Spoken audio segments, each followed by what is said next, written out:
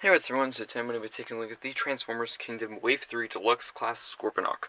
Before we take a look at him, let's take a look at the packaging and the collector card. So here is the packaging. Let me just move the camera slightly. Here we have the packaging. Here he is in his Scorpion mode and Robot mode with the Nemesis and the back.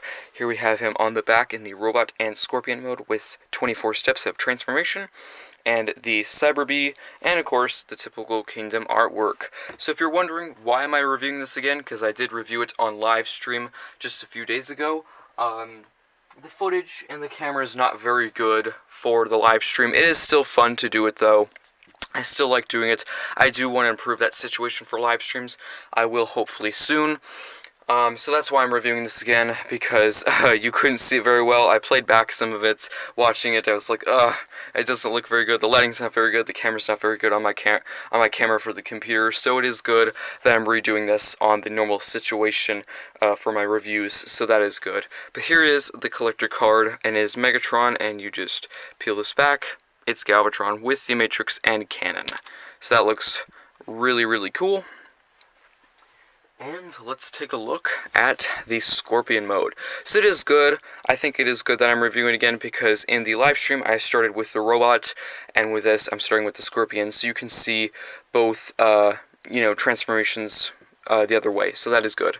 But let's take a look at the details. So here we have the Scorpion mode. We have texturing on the claws and the legs, and part of the tail, really just this top section here. We have some nice red for the legs and the stinger, and the little tusks and eyes for the face, which looks really, really good. I actually, at first when this was revealed, I did not like the head of the Scorpion, because I was of course used to the animation accurate one for the Beast Wars, and I was like, but I think it actually looks really good. It came out really, really well. And inside the claws, we have, of course, the accessories. Whenever I have it transformed into the robot mode, that's when I'll take a look at the accessories. But I will just show them right now if you want to have them open like that, which does look pretty cool. I will lower the camera a tad bit. So there we go. So that looks really, really cool. There is only one thing I would like different for this. I wish it came with 2 of these missile pieces, because if you saw Beast Wars, like 100% of the time, you had missile pieces in each of the claws. There was like one, I think maybe 2 episodes with the Cyber Bee, and that, it is nice that they included that, but I do wish it still came with 2 of these pieces. And if you wanted a missile in that one, you could maybe store this somewhere else. They could find some place to store it. It would have been nice, but not the biggest deal. A very, very minor thing I would like. So articulation-wise for this Scorpion mode, there is a ball joint for the Stinger, there is a ball joint for this back leg, both of them, and the front legs. So for these 2 right here, it is 2 legs on 1 ball joint. So there you go. There is no articulation for the head, unfortunately, but not the biggest thing. For the claws, of course, they can open up and close, just like that. There is some articulation. You can bring them out that far, really. If you wanted to move these legs a little bit more, you could maybe get it back a little bit further. You can bend it that far forward, and there is a rotation here, so you can move that far forward like that. And that's really it. You can angle these, because that is the shoulder for the robot mode, so there is some articulation in it. For the tail itself, there is some. It does get a little bit messy, so you do have to resituate things after, but you can bring forward this section like that if you want to. There is that hinge right there, and it will unravel this section here, but it's not the biggest thing ever. So there you go. Which is pretty good articulation, and there is articulation, of course, the ball joint for the Stinger, and articulation here. I can hinge that far back, that far forward. And to resituate it, you can just slide this back into place, just like that. So there you go. So I think that's it really for the Scorpion mode. Overall, it looks really good. I like the texturing effect on all the parts, the claws, the part of the tail, the legs, and some of these pieces here. It looks really good. Love the paint. Overall, it looks really, really cool. Actually, pretty big. I think it might be bigger than the robot mode. But let's get into transformation. So a really good thing is you can keep the accessories right in the claws just how they are. So what first we're going to do is you can bring these sections out just like that to get some more room. You can unfold this leg and you will bring that foot out. You can go here and bring out this leg, and how this was stored is you would fold this up and there is that little spike that goes right through that slot right there. So that's what you did, and you can bring that in. You can bring it down, rotate it to the normal position, do the same thing with the other one, just like that. And then you can rotate these forward, just like that. And if you were wondering where the waist was stored, you would just slide it into those little clips right there. And now the legs are done. You can bring this tail section a little bit up so it's not in the way. You can bring the shoulders down like that, about halfway, because you will want to put the waist section inside there before you close it fully up. And that section will just tab into the back. There is a little notch in there that will just tab into place. And then you can bring these all down. You can bring the head up. For the transformation, it is just tucked slightly in. You can bring the other shoulder down, close that up, and there is almost all of it done. You can bring that tail section back down again. You will bring the head out of the Scorpion, and that will just fold in to place just like that. And there you go. I do think this could maybe close up a little bit more, but it doesn't. It is on the back and across from this open cavity in the chest, so I do think maybe they could have made the chest a little bit bigger so it could close up more, but that is just a small nitpick of mine. And then you can just, of course, bring the tail however you want it. Have it up higher, you could have it a little bit lower, you could have the legs collapsed. I'm going to have them more spread out in a dynamic pose for a good little look of it. There we go. Kind of neaten everything up. Hopefully I didn't go too fast. The transformation's very, very simple, but here is Scorponok in his robot mode, and I think he looks really, really good. Overall, the transformation's very, very easy, pretty smooth. I really do quite like it. The Scorpion mode's really, really cool. Let's take a look at the details of the robot mode. So first off, when I first took this out of the packaging, I thought the head sculpt looked amazing. I think it really, really does. There is some nice gold for the little tusk things there, the visor and the crest piece on the head. There is some silver for the mouth and chin area. And there is some darker purple for around the eyes, if you can see that right there. And there is that purple for the claws and some texturing effect on the shoulders and claws and the legs, of course. The insect legs, actually, and there is some slightly on the sides of the robot legs as well. And there is some on the chest, and I really love the chest effect they did, how there's like panels, and they go down and in, and I think that looks really, really cool. Nice gold on the chest there, and on the arms here and here. Overall, looks really, really good. The legs look really, really cool too. Nice gold and purple detailing there with some spikes. And the feet are just kind of a mix of dark and light purple. So there you go. Overall, love the details of it. Let's get a few comparisons, and then we'll take a look at the accessories and articulation. So let me just stand him. Sometimes he's a little back heavy because of his tail and legs, of course. Let me just sit him back there. Neaten up his insect leg. Let's compare him with the two Wave 3 Deluxes, other two Wave 3 Deluxes. So I recently actually did review Wingfinger, so if you have not already seen that, go check that out. That was a little bit of a longer review because I did do, of course, the robot, the bird, and the two modular modes. He had a kind of a bow and a weaponed up mode, so if you haven't seen that, go check that out. This will be a shorter one, of course, because he has not as many modes and steps. And we do have Trax. I have not reviewed him yet, but I will, of course, do that soon. I think, of course, Wing Figure is my favorite of these 3 deluxes. He's an amazing figure. Scorponok is my second favorite. Trax, I do really actually quite like him. I will tell you why he's the last whenever I review him. I won't spoil it for it now. I want to put it in the review, of course.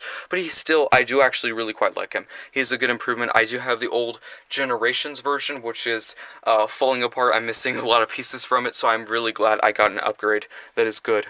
So there you have comparison-wise. He is a little bit of a small deluxe, but I still think he's worth the price that I paid. I got him at GameStop. Not entirely sure if he's in stock right now. I have not checked. So if you want him, go check. I think last time I looked for that figure, I saw him on Big Toy Store, but that was like 4 days ago, so I'm not sure right now.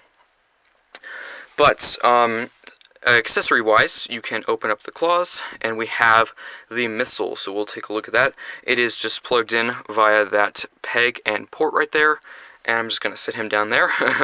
Here we have the missile. Very simple, just kind of gray for the peg and red for the missiles, and you can just plug that into place. And if you want the cleaner side like this, or if you want it on the inside, you can just rotate it around, does not matter. And that's it for the missiles. For the Cyber Bee, or whatever you want to call it, you can just wiggle that out. This one's pretty secure in there, and that is just stored in via that port and peg on there. And here is the Cyber Bee, and here is some really nice metallic purple for the wings, and red for the eyes, and there is some sculpted in little legs for the bee.